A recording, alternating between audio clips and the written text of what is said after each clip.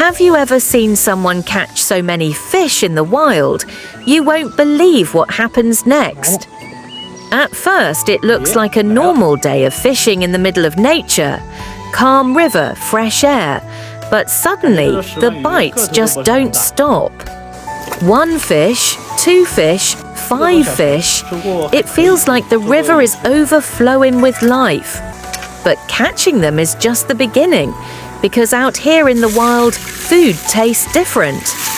Would you eat this if you were out here? And when it's finally ready, crispy skin, smoky flavor. Every bite tastes like pure adventure. They came to fish, but what they found was a feast straight from nature itself. 哇，看这色泽，真的好香啊！吃了辣的，再来口金鱼，这个喝了特爽。